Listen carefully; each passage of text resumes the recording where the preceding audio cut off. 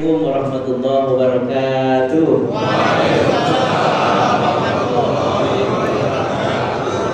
Saatnya gantian saya bilang cakep. Alhamdulillah, alhamdulillahilladzi hadana li hadza wa ma kunna linahtadiya laula an hadana Allah. Asyhadu an la ilaha illallah, asyhadu anna sayyidina Muhammadan abduhu wa rasuluh. La nabiyya wa la rasula ba'da. Qala Allah ta'ala fi kitabihil karim. A'udzu billahi minasyaitonir rajim. Bismillahirrahmanirrahim. Walau anna ahlal qura amanu wattaqaw lafatahna 'alaihim barakatin minas sama'i wal ardh walakin kadzdzabu fa'akhadnahum bima kanu yaksibun. Sadaqallahul 'azim. Ma'asyiral hadirin wa zumratul mu'minin rahimani wa rahimakumullah. Sesepuh dan juga bini sepuh yang tentunya kami selalu nantikan mau'idhah hasanah dan juga nasihatnya agar tentunya kami istiqomah di jalan dakwah.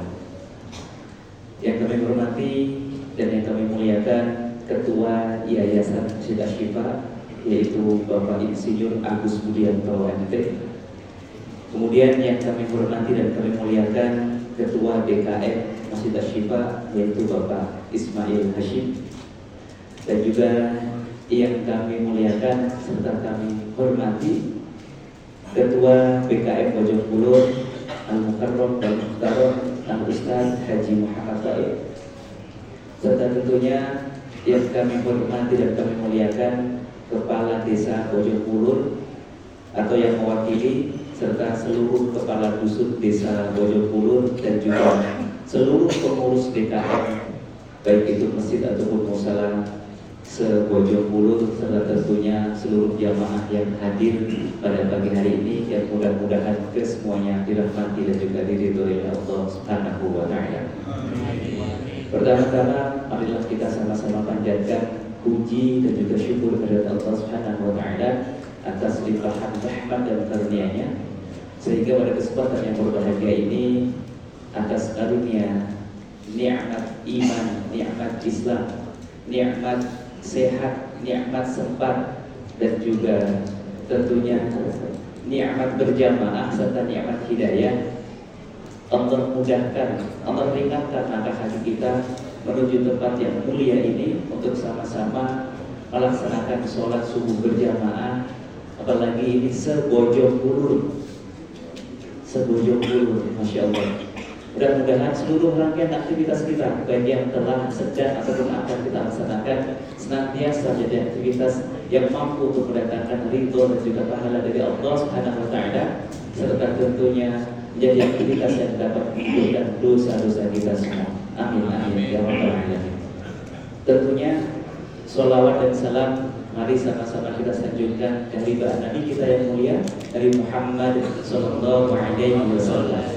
Nabi yang dengan diutusnya tentunya menjadi rahmat bagi seluruh alam. Seorang Nabi yang dengan diutusnya menghindarkan kita semua umat manusia dari zaman jahiliyah yang kelam. Dan juga seorang Nabi dengan kegigihan perjuangannya sehingga tegaklah agama Islam. Serta tentunya seorang Nabi yang meskipun telah dijamin masuk surga dan juga terbebas ataupun terhindar dari segala macam bentuk dosa, akan tetapi tidak pernah berkurang sedikit pun kualitas ibadah dan juga istighfarnya, baik itu siang ataupun malam. Maka hari ini kita yang mengaku umat baginda yang mulia sudah seyogianya, sudah sepantasnya, sudah sepatutnya untuk terus menghidupkan sunnah-sunnahnya dalam kehidupan kita sehari-hari, tentunya dengan semangat yang tak kunjung padam. Dan mudah-mudahan sholawat dan salam yang kita sanjungkan kepada beliau juga dapat terus melestari pada seluruh keluarganya, seluruh sahabatnya, dan juga para penjual setongakan sunnahnya hingga yaumil qiyamah. Dan mudah-mudahan dengan selalu mendawamkan salawat kita kepada baginda yang mulia, yaitu Allahumma sholli ala sayyidina Muhammad, Allahumma sholli ala sayyidina Muhammad, Allahumma sholli ala sayyidina Muhammad. Mudah-mudahan dengan sholawat tersebut memudahkan kita semua untuk kelak dikenali, untuk kelak disayangi, untuk kelak dicintai oleh baginda kita yang mulia. sehingga mudah untuk kita semua mendapatkan syafaatnya, tidak hanya di dunia tapi juga kelak di akhirat. Amin amin ya rabbal alamin. Bapak Ibu yang kami muliakan, mohon maaf sebelumnya kami duduk di atas bukan berarti menggurui, bukan berarti merasa diri lebih pandai dan juga lebih baik. Sebenarnya kalau kita lihat hari ini banyak sekali para asatidz, para ustadz, ulama yang seharusnya lebih pantas untuk duduk di atas ini. Maka izinkan kami pada hari ini hanya sekedar merimain, atau bahasanya bukan menasehati ya. Kita hari ini berdiskusi. Barangkali nanti ada hal-hal yang baru yang belum saya tahu, bisa dikasih tahu. Misalkan apa-apa yang sudah kami sampaikan ada yang tahu, mudah-mudahan menjadi pengingat. Dan kalaupun yang disampaikan belum pernah dengar, mudah-mudahan menjadi ilmu baru. Dan mudah-mudahan duduk kita di masjid ini menjadi salah satu wasilah memperoleh keberkahan dan juga keridhaan dari Allah Subhanahu wa Ta'ala. Amin. Adapun tema yang sangat luar biasa yang diberikan oleh panitia kepada kami, ini sangat luar biasa judulnya. Apapun masalahnya, takwalah solusinya. Kenapa demikian? Karena sebenarnya kalau kita menyadari bahwa hidup yang kita jalani itu tidak ada satupun manusia yang hidupnya baik-baik saja, kecuali dia yang banyak mengingat Allah Subhanahu wa Ta'ala. Ingat Pak, Bu, tidak ada satupun manusia yang hidupnya baik-baik saja. Masing-masing kita sedang berjuang dengan ujiannya. Yakin hari ini ada yang tidak diuji? Yakin? Ada yang yakin tidak diuji hari ini? Masing-masing kita sedang berjuang dengan ujiannya. Ada yang diuji dengan hartanya, ada yang diuji dengan pasangannya, ada yang diuji dengan anak keturunannya, ada yang diuji dengan jabatannya, ada yang diuji dengan keustazannya, ada yang diuji dengan ilmunya, bahkan ada pula yang hari ini diuji dengan ibadahnya. Tidak ada hidup yang baik-baik saja, kecuali dia yang banyak mengingat Allah Subhanahu wa Ta'ala. Jadi harus kita sadari Pak, selama kita masih hidup, selama kita belum berpulang, tak ada satupun masalah yang benar-benar hilang Pak. Pak Bu, selama kita belum berpulang, tak ada satupun masalah yang benar-benar hilang. Masalah itu hanya akan berkurang. Masalah itu hanya akan berulang. Dan masalah itu akan datang dengan wujud lain, atau masalah baru yang akan datang. Maka wujud masalah itu hanya ada 3. Dia bisa berkurang, dia akan berulang, dan akan berganti dengan masalah lain yang akan datang. Jadi selama kita belum berpulang, pasti hidupnya ada masalah, akan diuji. Yakin hari ini ada yang tidak punya masalah? Ada yang tidak punya masalah hari ini? Kayaknya semua yang hadir di sini bermasalah, Pak. Akuin saja ini. Hari ini yang hadir di masjid ini orang-orang yang bermasalah. Entah bermasalah dengan keluarganya, entah bermasalah dengan tetangganya, ada yang bermasalah dengan saudaranya dan sebagainya.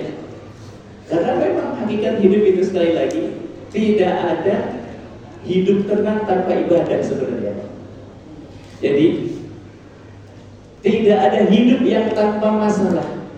Ingat ya, tidak ada hidup yang tanpa masalah, dan tidak ada perjuangan tanpa rasa lelah, serta tidak ada hidup tenang tanpa ibadah. Tidak ada bahagia tanpa doa-doa yang senantiasa atau ijabah. Ingat ya, prinsipnya ada 4. Tidak ada hidup yang tanpa masalah. Tidak ada hidup yang tanpa masalah. Tidak ada perjuangan tanpa rasa lelah. Hari ini kita berjuang lelah nggak Pak Abu? Lelah. Bahkan hanya untuk beribadahnya terasa lelah. Kemudian tidak ada hidup tenang tanpa ibadah. Ada nggak yang hidupnya tenang tanpa beribadah? Hati-hati, itu salah satu tanda tercabutnya hidayah. Jadi kalau kita tenang meninggalkan ibadah, itu adalah salah satu tanda telah dicabutnya hidayah. Hati-hati Pak. Harus banyak beristighfar kepada Allah Subhanahu wa taala. Pokoknya ingat 4 hal Pak ya, prinsipnya. Ini akan kami sampaikan dalam waktu sesingkat-singkatnya karena sudah disampaikan dari sebelum subuh, kalau bisa harus selesai. Siap, gitu ya, 86 gitu ya. Jadi prinsipnya tidak ada hidup tanpa masalah. Dan Allah hadirkan masalah itu bukan tanpa sebab. Allah hadirkan masalah agar kita itu banyak muhasabah. Kemudian kita berbenah. Barangkali kita kurang khusyuk dalam beribadah, kurang banyak dalam sedekah, kurang jujur dalam bermuamalah.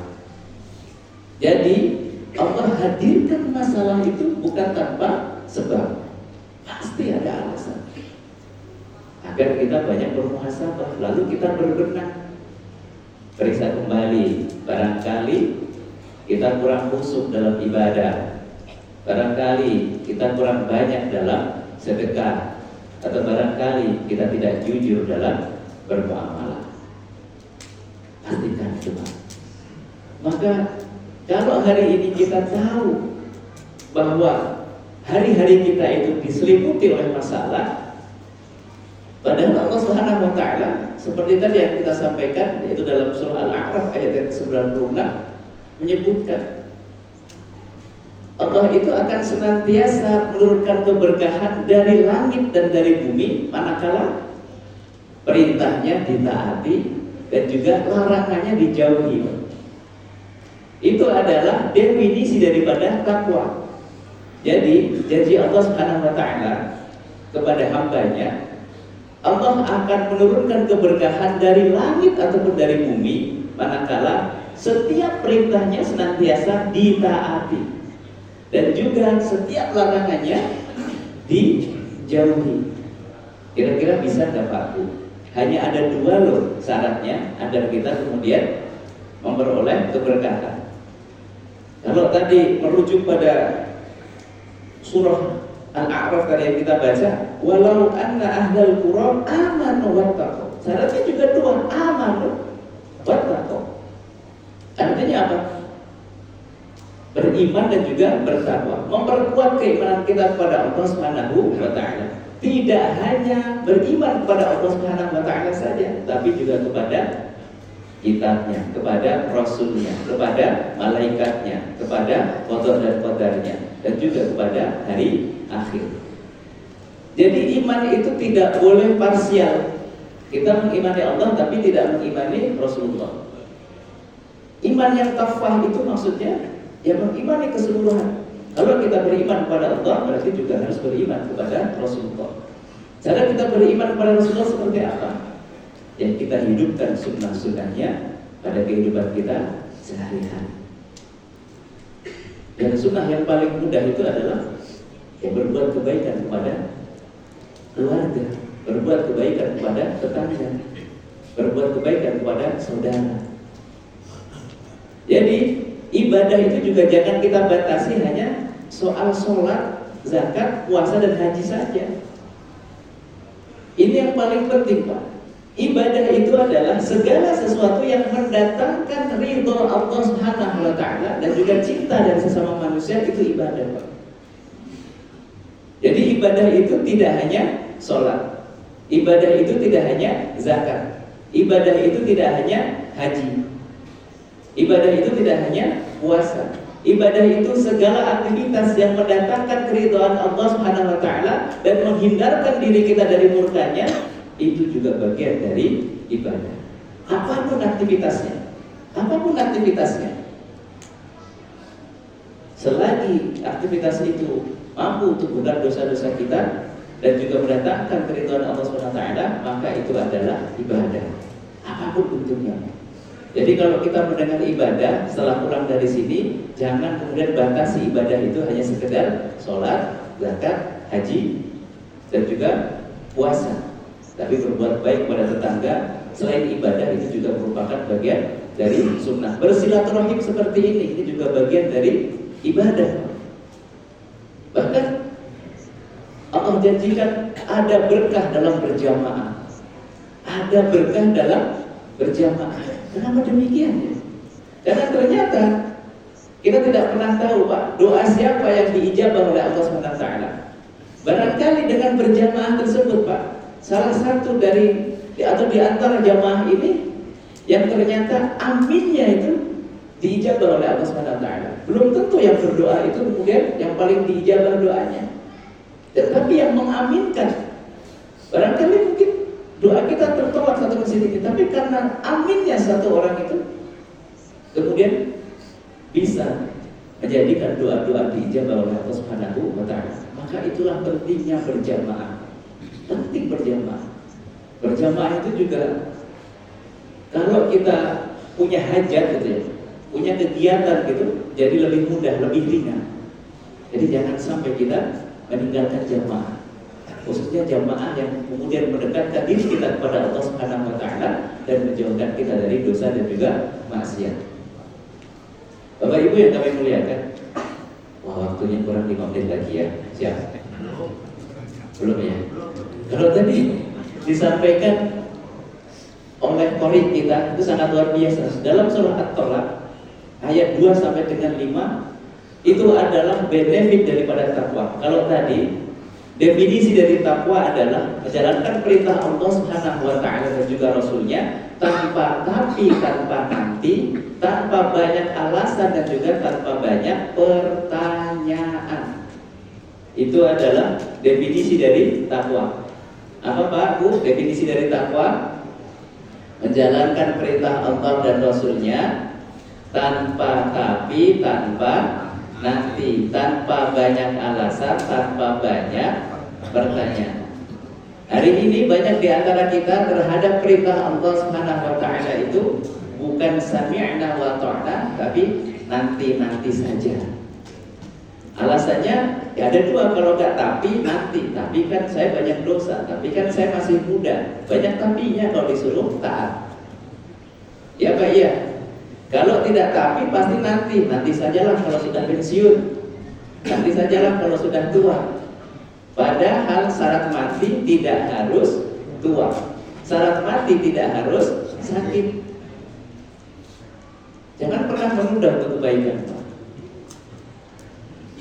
Untuk kebaikan atau untuk ketakwaan ini seringnya kita penyakitnya dua ini, Pak. Kalau enggak tapi ya nanti. Kalau enggak tapi nanti pasti banyak pertanyaan. Kenapa sih harus gini? Kenapa sih harus gitu? Padahal kan kita punya banyak rujukan.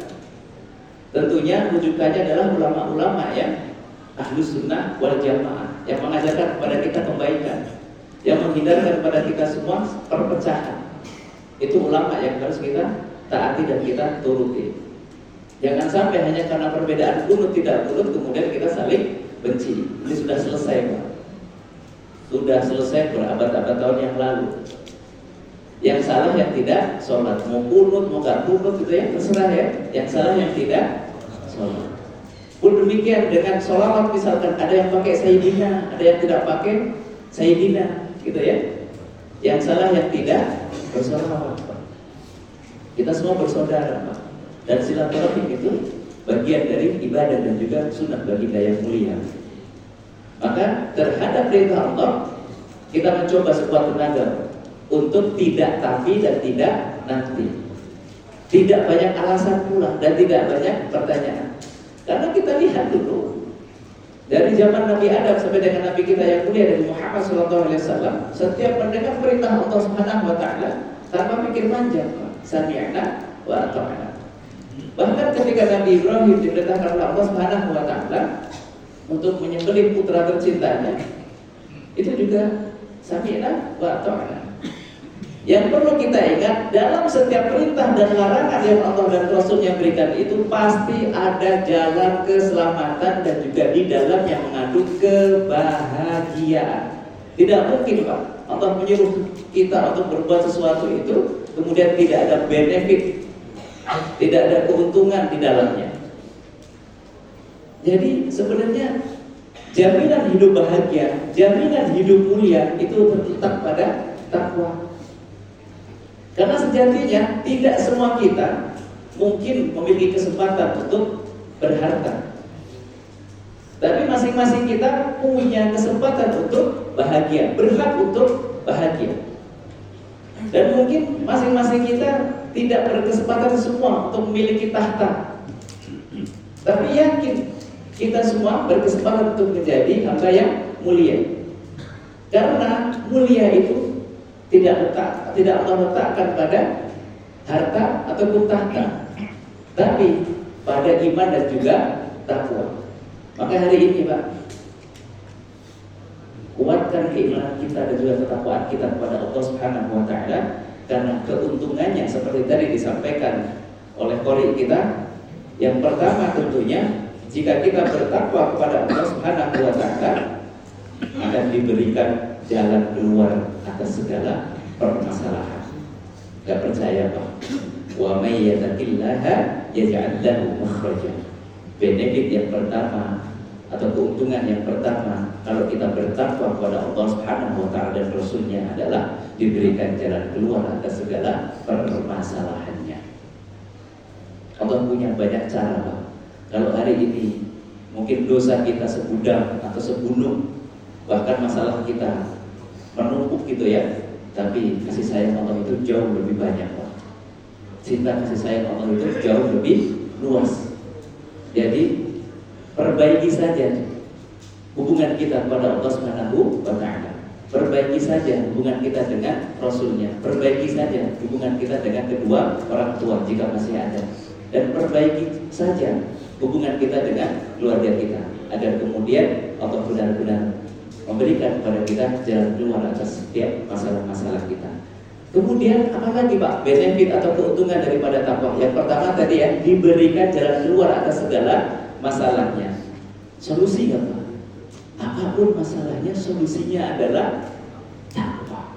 Kemudian wa yarzuquhu min haitsu la yahtasib. Allah akan memberikan rezeki dari arah yang tidak disangka. Rezeki itu tidak hanya materi Pak. Mudah dalam beribadah, punya teman yang soleh, itu juga bagian dari rezeki. Punya anak yang mudah dinasehati, itu juga bagian dari rezeki. Jadi rezeki itu tidak hanya materi Pak. Hari ini kita bisa hadir di majelis ini, itu juga bagian dari rezeki Pak. Hari ini kita bisa berkumpul dan bertemu, itu juga bagian dari rezeki. Kita tidak pernah menyangka Pak, kita bakal ketemu di hari ini. Kalau bukan karena takdir dari Allah Subhanahu wa taala, ya tidak mungkin kita bisa bertemu di tempat ini Pak. Jadi kemudian Allah akan berikan rezeki dari arah yang tidak disangka. Kemudian wa may yatawakkal 'ala Allah fa huwa hasbuh. Barang siapa yang kemudian tawakal kepada Allah Subhanahu wa taala akan dicukupi kebutuhannya. Keren banget enggak tuh? Diberikan solusi setiap masalah. Kemudian yang kedua, diberikan rezeki dari segala arah. Kemudian yang ketiga, dicukupkan kebutuhan. Dicukupi kebutuhan kita. Kurang baik apa coba Pak? Kurang baik apa? Kalau tadi definisi takwa kita sudah tahu gitu ya. Menjalankan perintah Allah dan Rasulnya tanpa tapi, tanpa nanti, tanpa banyak alasan, tanpa banyak pertanyaan. Dan keuntungan yang pertama takwa itu adalah diberikan jalan keluar atas setiap masalah. Kemudian diberikan rezeki dari segala arah. Kemudian dicukupkan rezekinya. Lalu apa lagi ya kira-kira? Karena kan kalau kita lihat dari surah At-Tolak ayat 2-5 itu ternyata takwa itu benefitnya ada 5 juga. Ini sudah 3. Lalu apa lagi kira-kira yang kedua? Ternyata yang sisa 2-nya adalah wa may yattaqillaha yaj'al lahu min amrihi yusra. Dimudahkan segala urusannya. Keren gak tuh? Sudah diberikan jalan keluar, diberikan rezeki, dicukupkan rezeki. Kemudian apa lagi tuh? Apa yang barusannya keempat? Dimudahkan segala urusan. Solusi gak tuh kira-kira takwa? Mau nyari solusi di mana? Sekarang solusi kita hanya ada pada diri kita kepada Allah Subhanahu wa ta'ala. Bagaimana kita mau melakukan Allah Subhanahu wa ta'ala, itu solusi Pak. Kemudian yang terakhir ternyata Wa may yattaqillaha yukaffir anhu sayyi'atihi wa yu'dzim lahu ajran.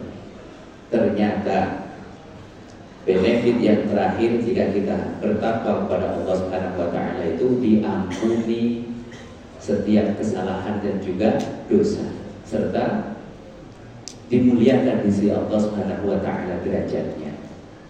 Takwa itu subhanallah ya. Masyaallah. Luar biasa.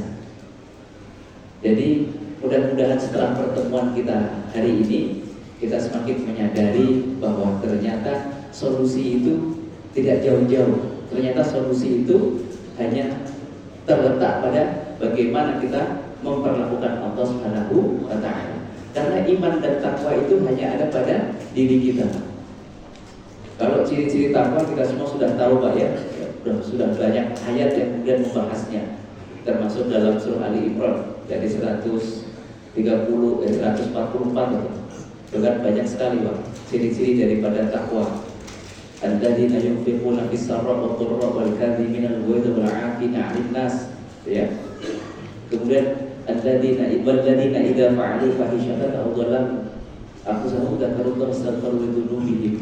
Jadi ciri-ciri orang bertakwa itu dia yang selalu peduli dalam kondisi lapang ataupun sempit. Dia yang selalu mampu untuk menahan amarah meskipun mampu untuk marah. Kemudian dia yang pemaaf.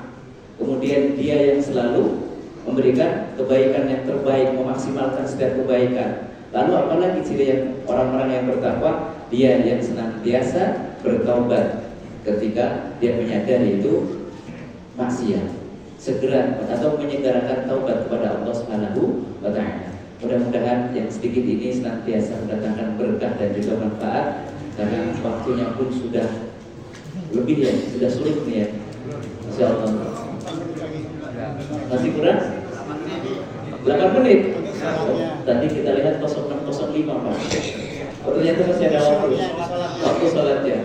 Masya Allah. Baik, mudah-mudahan sekali lagi kita sama-sama berdoa kepada Allah Subhanahu wa taala. Mudah-mudahan atau golongan kita semua menjadi hamba yang bertakwa, agar kemudian Allah berikan solusi atas setiap masalah yang kita hadapi, termasuk masalah bangsa, termasuk masalah rumah tangga, termasuk masalah pribadi. Dan mudah-mudahan Allah senantiasa menerima amal soleh kita semua, atau meringankan kita semua dalam beribadah, atau meringankan kita semua untuk selalu mentaatinya, dan kita senantiasa wafat dalam keadaan husnul khotimah. Ada di sini ya Al-Fatihah.